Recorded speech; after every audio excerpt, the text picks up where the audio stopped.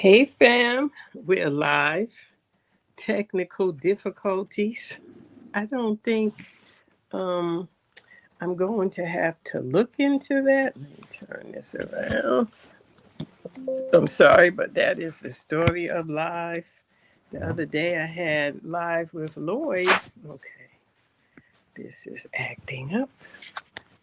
Hey, I had live with Lloyd the other day and I had that difficulty. And I just got on here and I had that difficulty just now. I'm back, Cosmic. Oh my goodness. My life, my life, my life in the sunshine. Oh my goodness gracious, that was a lot. But today we're going to be talking about the Nine of Hearts and karmic love, right? We know the Nine of Hearts is the card of wish fulfillment for sure. It's known for that. And it's Nine of Hearts year. It has a lot of karma attached to it. And it has been interesting to me. And I just want to see how many people it has been interesting for. The Nine of Hearts has really grown me. Hey, Bree. you know, um, some loves come to stay, right? Not the Nine of Hearts, it comes to teach you to let go. Isn't that deep? That it comes to teach you to let go. It's like, I don't know what that means, right? So I had, that experience myself. I had that experience myself this year. And Nine of Hearts is a card of completion. It shows up when your soul is ready to release attachments that no longer serve your growth, even if your heart is still catching up. It's not about forgetting the love, it's about honoring what it gave you and trusting that letting go is the most sacred form of self love, right? This card doesn't break you, it graduates you. Now, that is a mouthful. Now, that's a mouthful because I didn't feel like I was broken, but yeah, it was very intense. It started in 2024, but when we went into 2025, it ended. So the Nine of Hearts, yeah, it really gave me some. So, yeah, how many of you have had this experience or you having this experience now, right? Because it's not the card of emotional heartbreak, right? But it shows up at the completion of a cycle, and we may not, ooh, you know what I mean? And I think for me it was generational. Definitely thinking about patterns in relationships and family and stuff like that. So I really believe it was generational and healing those generational things that we have is very important. So what does loss teach you? It's like when we think about nines, we think about cycling. It cycles through. It doesn't necessarily end, but it could be a completion. It starts over again. Hopefully this one for me, but anyway. But the Nine of Hearts doesn't close doors. It closes portals to pain that's been passed down for generations. Isn't that deep? This is where the pattern ends. You are the last one to carry this weight. And that's power. That's healing your bloodline with a single no more. So if you're holding a Nine of Hearts in your chart, in your life, or in your heart right now, know this. You're not losing love. You're making peace. You're making space for truth. And truth will always love you better than any person who wouldn't stay. Isn't it? I mean, I've been, you get a chance to go into things and study things. And I've definitely been going into that and releasing things that are definitely no longer beneficial and that need to move out of the way, right? So I wrote this. I find this is, y'all know I like to write. right? I like to write and I like to read. So this is something that I thought was so apropos to me, and gives me a a little sparkle of some of the things that have happened.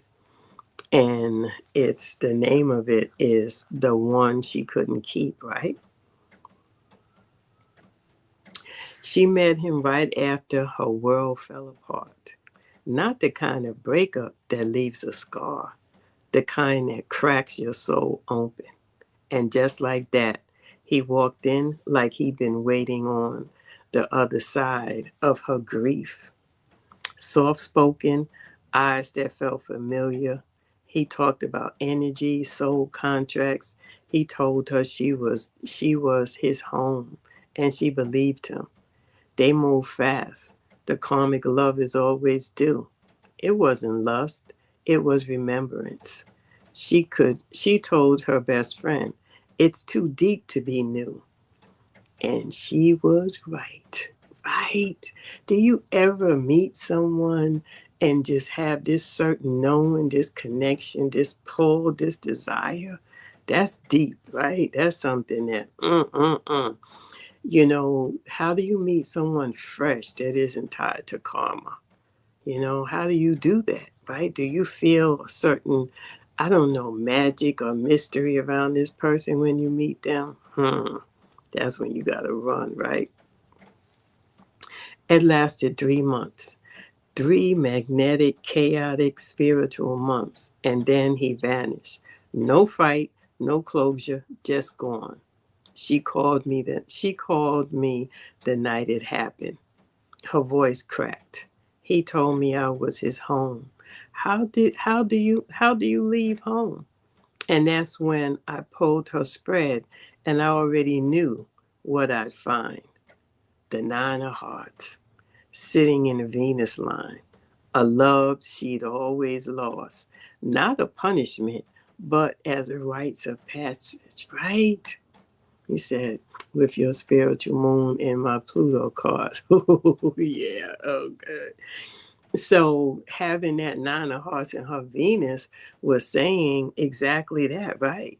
There was going to be something that would happen in a relationship and more than likely a loss. So it happening fast and it coming to help you to release something, right? So the nine of hearts is the card of emotional release. So when it shows up in Venus, love becomes the teacher. Letting go becomes the test. She didn't lose him. She completed something. He was never meant to stay. He came to reflect every part of her that still begged for love instead of becoming it. Whew. That's the sacred power of the nine of hearts. Closure without apology. Healing without return. Oh my goodness gracious. Isn't that something that it came to, oh my God, teach her how to love herself? That's deep. She didn't chase him. She didn't call. She didn't try to rewrite the story. She let it end. And in the silence, she finally heard her own heart for the first time. Not begging, not breaking, just becoming whole. Right? If you hold a nine of hearts, yeah, it's a release. Think about that. It's a release. And depending on, it's my cosmic lesson. So, whew, it has been, and nine horses sitting right behind me. My husband that has passed on is always there watching over me. But that release this year in this relationship, oh my goodness gracious, it was so karmic. I mean, it was ancient. I couldn't probably tell you how many lifetimes it has been since it didn't get right, right? It wasn't going to get right in this lifetime because it was so much trauma and tragedy that this person was holding on to. So on January 1st, 2025, I said, yeah, not going to chase. Right? I tend to step away from love that burns too hot. One experience was enough, right? I'm telling you, when people say they want that, I don't think you know what that is to want it, right? Why would you want that? Hey, Brandy. Oh, yeah, look at my balance. Got to bring Libra into it and my yacht and all that kind of stuff.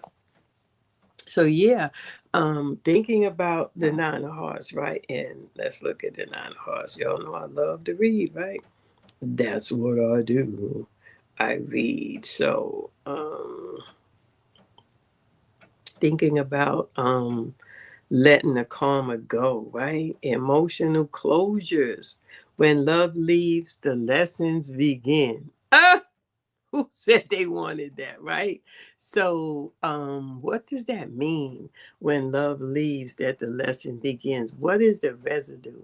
What is left behind that you have to deal with? What are the fragments? Ah, I'm just saying. I'm just saying.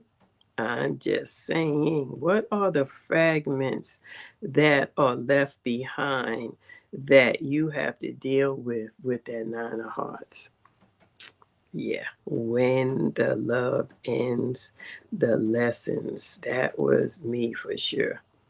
The lessons. And all of the time, all it was saying was, no, you got to love yourself. You have to love yourself first, foremost, most importantly. Right? So, how many of you have had that Nine of Hearts ending? This Nine of Hearts year. I mean, on January the 1st, I felt it. I felt it. I felt like, oh, yeah, we're not going into this year with anything. Right? This is how I felt. When the love leaves, yes, the lessons begin, right?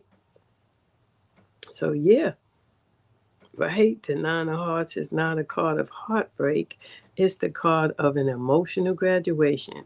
It shows up when a cycle is complete, when a soul contract has been fulfilled, when it's time to return the lesson back to the universe, even if your hands are still trembling. Ooh!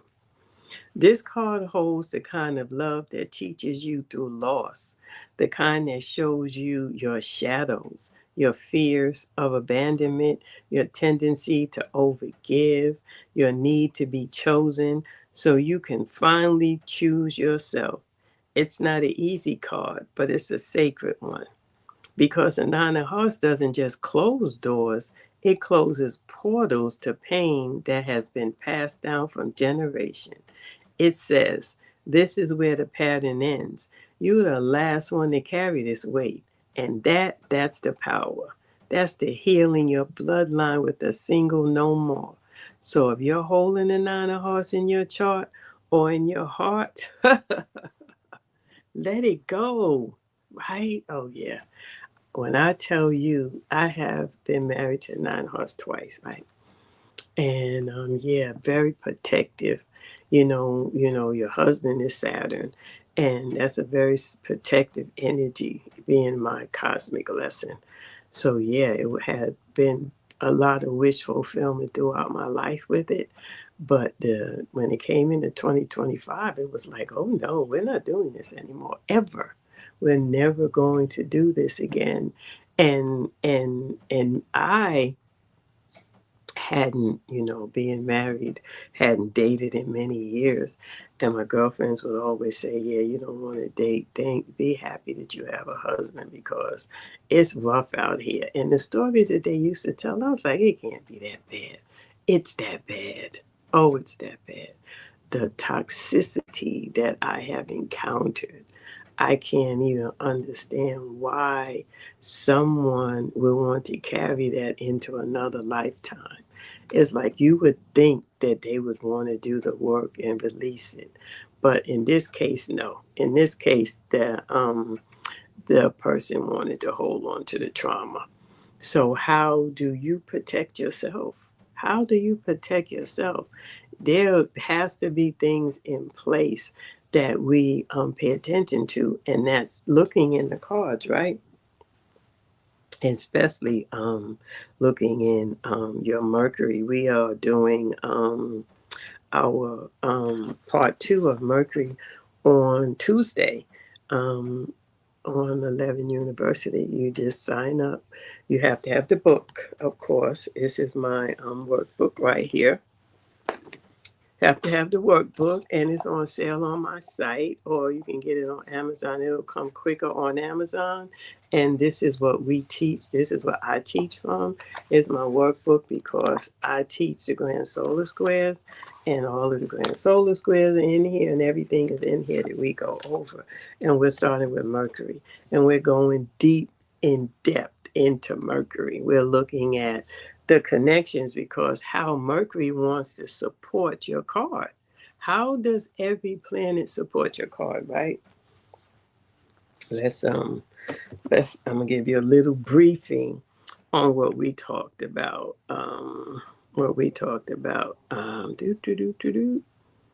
With Mercury, right? What we talked about with Mercury the other day.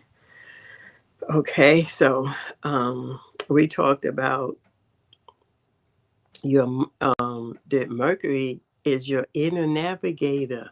Isn't that deep? Right? So the dialogue that we're having, what is our mind saying? And it is supporting our Mercury card. My Mercury card is the King of Space, so you know that's a lot. So your Mercury is supporting that King of Space, right? And what does your mind say, right, when it's confused? What's your mind's reflex when you don't understand someone? And what do you think before you feel? So mine's is the King of Spades. So mine's is like, you better figure it out, right? Literally, the big dog, before it gets out of control, right? And then mine's is telling me, what's the deeper truth? Think about the King of Spades, the most fixed card in the deck. It goes deep. It's like, what is the deeper truth behind this? So Mercury's voice can be wise or relentless. So you have to know what it sounds like to know when it's leading you or limiting you. So what is your Mercury card? That is what it's supporting. It's supporting the card. So Mercury is an analyzer. Mercury doesn't stop until it makes sense of something. This means you may replay conversations or try to decode people's words, pick apart emotions instead of feeling them, delay emotional responses while gathering mental evidence.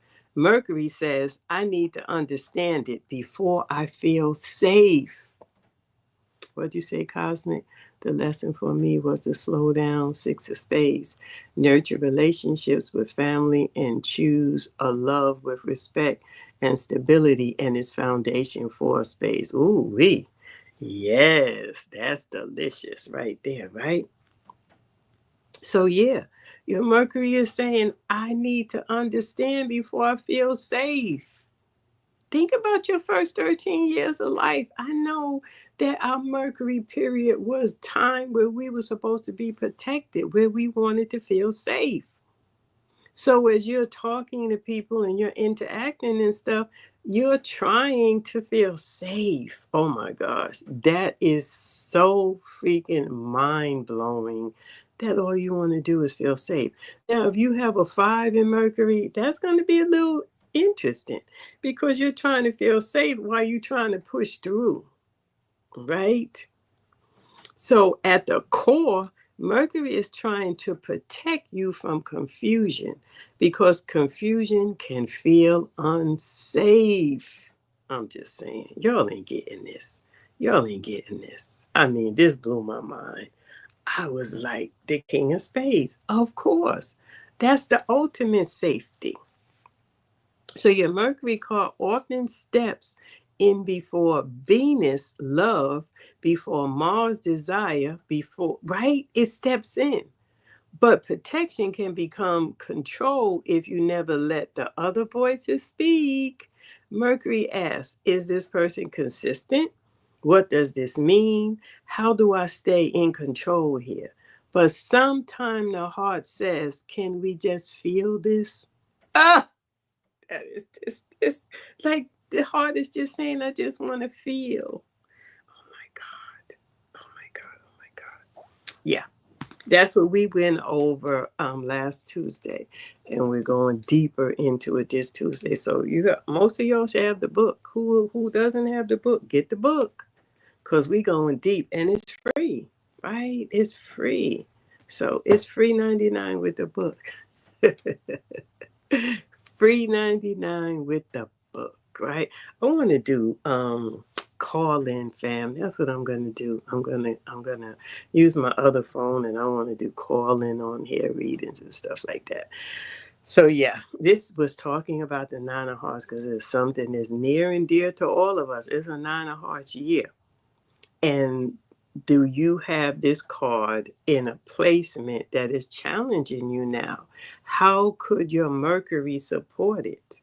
How could your Mercury card support the nine of hearts year? Let's think about that. How could your Mercury card support um, what it is that you need to, the lesson that's coming out of that? How? What is your Mercury card? And how can it support? Come on now, somebody. Come on.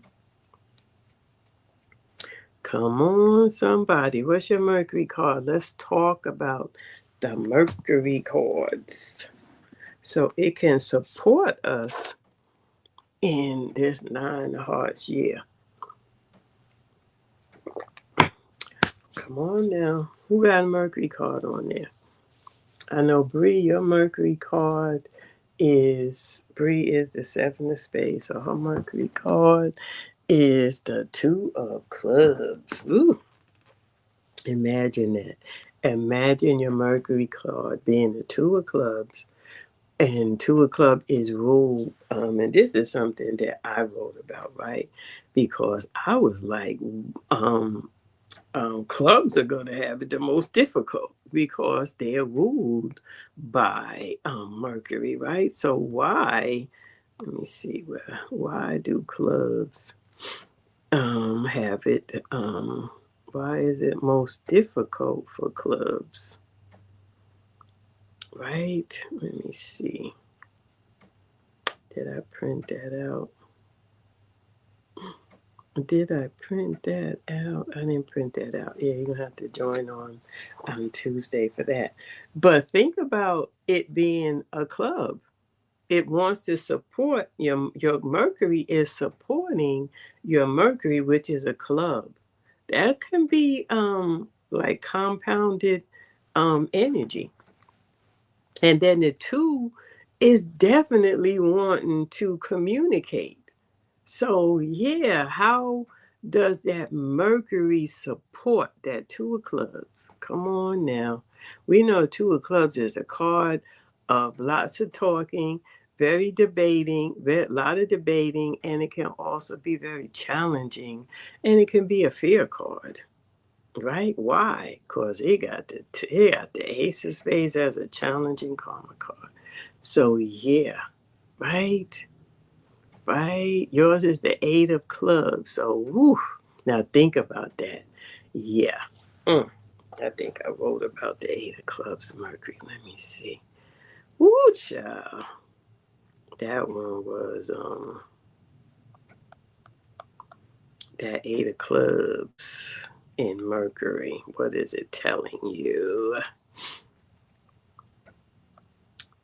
Eight of Clubs. Did I do the Eight of Clubs? No, I didn't do the Eight of Clubs.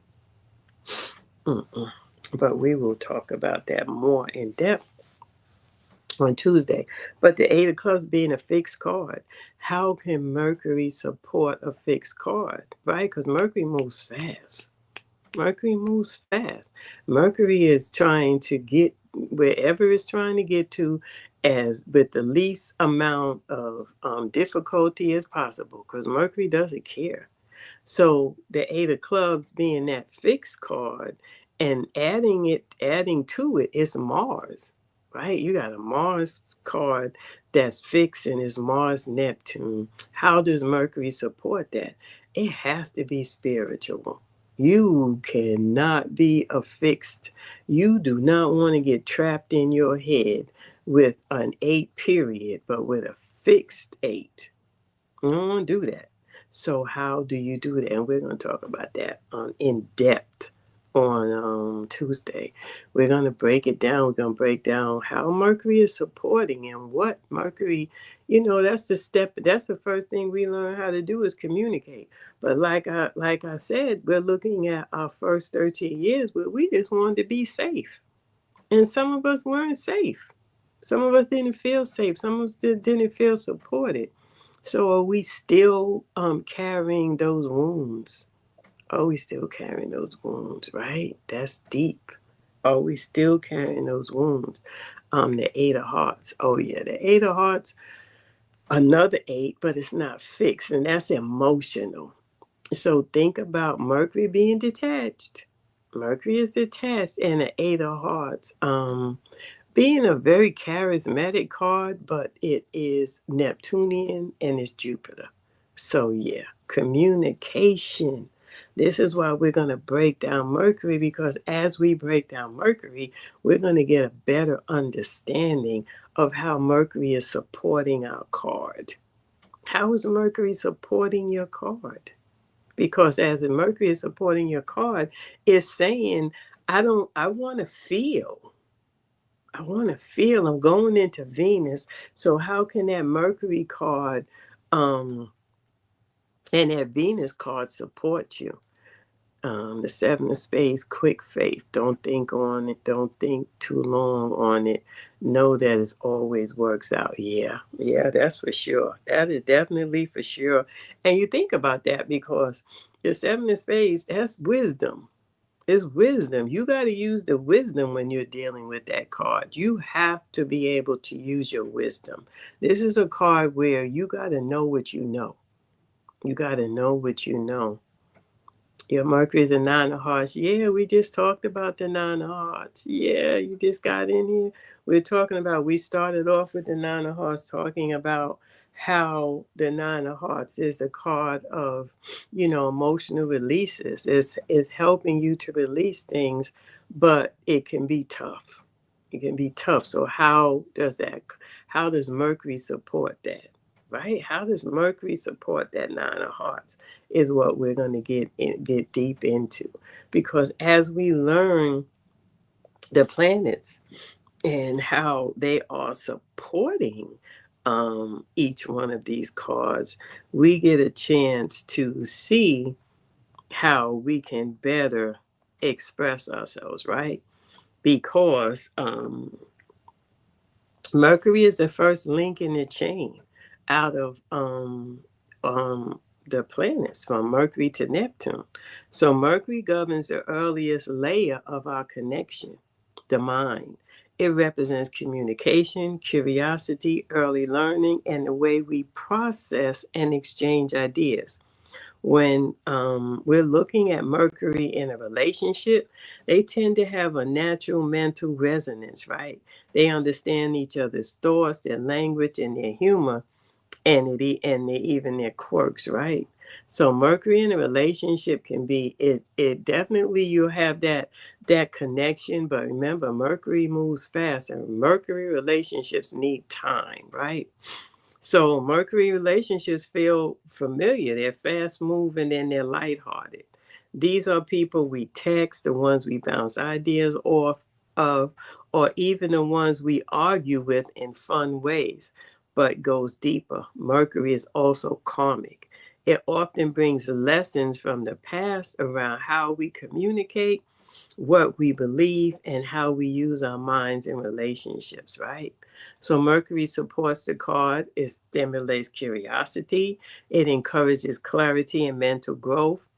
Help each other think differently or more expansively. Have shared interests or mutual intellectual rhythm, right? So, what Mercury governs is communication. So, how is it supporting? What is your Mercury card, and how is Mercury supporting it? Because we know that 9 of Hearts is a card of graduations. It's the card they call of wish fulfillment. and it's emotional, and it's ruled by Mars. Nines are ruled by Mars. That's important. So it's and then it's a semi-fixed card. So that all in of itself is says a lot with it being a semi-fixed card, right? Yep. So, yeah, we're going to go deep into that on Tuesday in the class. So, like I said, get the workbook. If you don't have the workbook and you're getting the workbook, then you can join on Tuesday. Because I wrote this workbook so we could do this, fam. I wrote this workbook so we could break down everything that we need to. This is the fundamental part. This is giving us the fundamentals so then we can interpret ourselves. I don't believe that you should have to continue to get readings when you have the ability to express through your understanding, right? So that's what the workbook is for. So, yep, I hope to see y'all on Tuesday. Like I said, if you plan on getting the book, then come on Tuesday so you can, follow along. You can, you just go to levinuniversity.com. Back with open classes. What time? Yeah, it's on 7. It's at 7 on this one is Tuesday. So I sent out an email to everybody. So everybody should be getting the email. Hey, June. Yes, June needs to be the moderator. Let me see how I can make her moderator. Let me see. Doesn't say. It says I could put you in timeout, but I don't want to put you in timeout. I want to make you a moderator. Isn't that funny? To the show. Okay. But yeah, how do I make you gotta be able I'll learn, right? It's at 7 p.m. on and just go to Levin University and click on the book. You'll see it in the shop and click on the link there. Isn't that easy? I'm just saying it's easy peasy. Easy peasy. And yeah, and that's what we'll be doing. So if you don't have the book, like I said, everybody on here should have the book. If you don't have the book, get the book and then join. And then dun, dun, dun, dun, oh my God, I am freaked out. This is my book on strongholds. This is going to be one of our study groups. And strongholds, I found out, is a 2 of diamonds. So this is all things 2 of diamonds, talking about strongholds, Mars and Saturn. But this is the one that we're starting on Thursday. Is a deck of realities, and I'm telling you, this is crazy. This book right here, it blew my mind, and I wrote it, right. So this book is restart this. So if you can get it today and have it tomorrow or Tuesday on Amazon to join us on Thursday. We finished with celestial patterns. But this one here, if you want to learn the cards, oh my God, you want to learn. Let me see if I can find something juicy in here. Let me see. The whole book is juicy, but what would I read? I'm sorry that I'm sniffing, but there's something that is definitely bothering my nose. Right? I'm going to mute the cam so I can blow it. Right? Y'all have to excuse me, but this is live.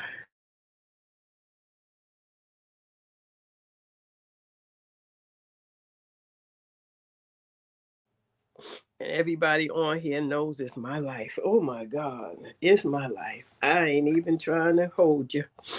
So, let me see.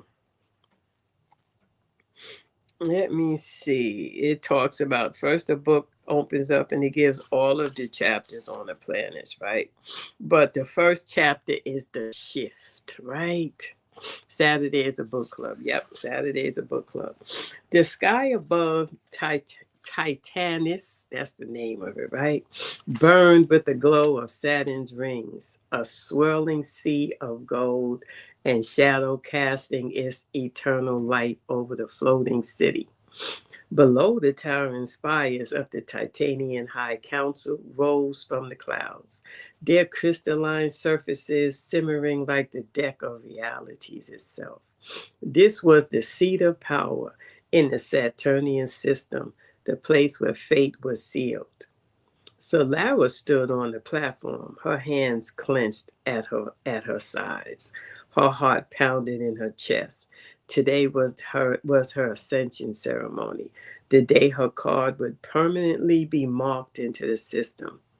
The holographic deck above her pulsed with light, shifting through the sequence of her birth, the Eight of Diamonds, of course. The card of material mastery.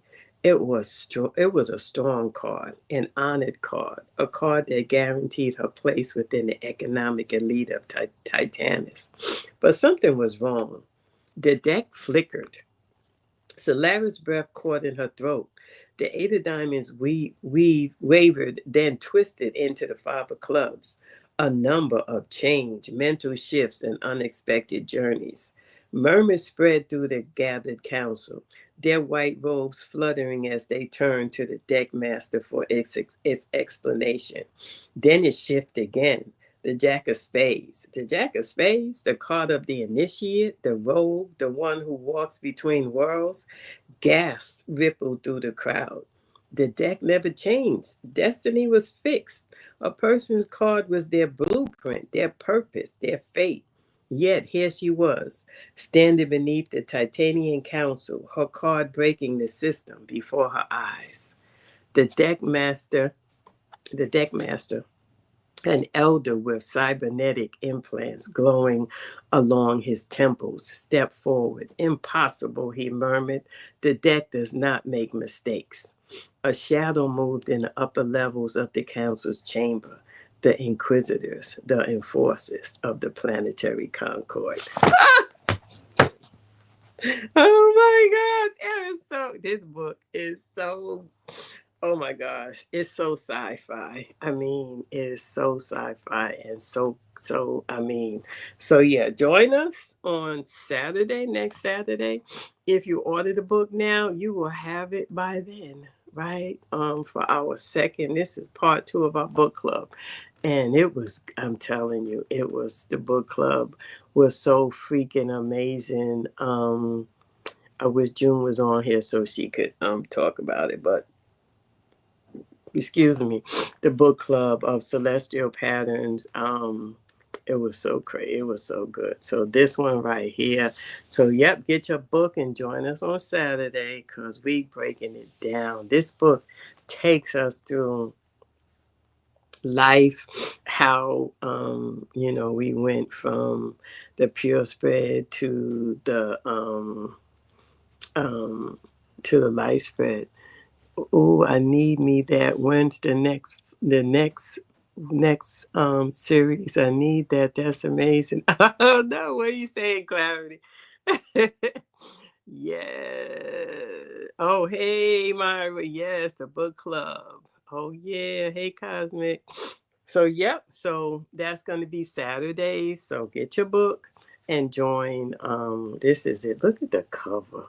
Deck of Realities. It is something. It says, sometimes truths were never meant to be found.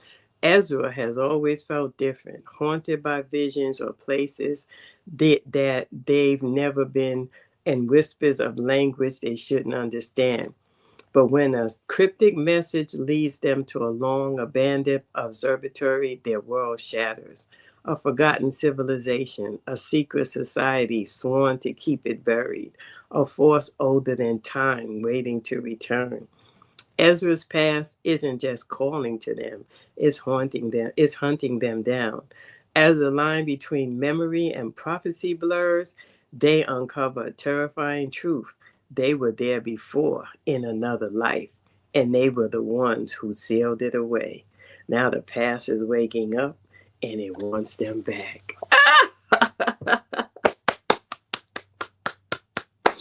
Oh my gosh, yeah, Brandy. To the call. Yes, the book club was so yeah. It is all things metaphysical, astrology, cardology, numerology, all the stuff that we love, love, love, love, love. Right? We love this stuff. So, well, you know what I'm saying? This one right here, this is about the this is about the nine of hearts. This is definitely about grown women, right? Trying to date out here in the world, right? A grown woman's journey to wholeness, confidence, and maybe something more. After 24 years of marriage, Nina thought her love story had ended. But when her husband passed, she wasn't just left with grief, she was left with questions. Who was she now? Could she ever love again? And did she even want to? With the encouragement of her friends and a push from the universe, Nina dips her toes into a modern dating world. Swipes, emojis, silence, and all. But in a world that moves fast and forgets even faster, Nina quickly realizes that love doesn't look anything like it did in the 90s, and maybe that's okay. From late night phone calls with her no nonsense brother to soul deep readings with her trusted cardiologist guide, Nina isn't chasing love, she's rediscovering herself. This is not your typical love story. It's a story about healing after heartbreak, dating with dignity, and revolutionary idea that love is beautiful, but being whole is everything. Will she find love again, or will she find something even more powerful? Love on her terms is for every woman who knows that the second act is the one where you stop asking for permission and start writing your own story. Ah, that's what I'm talking about. Start writing your own story. I wrote my own story, right? So yeah, that part. There should be a Netflix series. I hope so. From your mouth to God's ears, right? I gotta bring Cosmic her books this week. Yeah, I mean, I know, Brandy, it has been so it has just to see and to listen to us read and for us to get it, it's like crazy. Yeah, I'm gonna bring them to you probably Tuesday, Cosmic. Yeah, definitely Tuesday because we got the class on Tuesday. But yeah, to for us to be able to understand, without, it's like we have our day to day everything. Um, like I know it gives me life too. I get these books from you guys. Remember when we were reading Celestial Patterns? I said another book was coming. Voila, right? This opened me up to the next part of Celestial Patterns. I said it while we was reading it. I was like, there's another book. I always wanted to write a part two. I didn't know it was going to be this deep. So yeah, every time we come together, it just opens up something inside of me. So yep, that part. So okay, fam. I will see y'all on Tuesday at 7.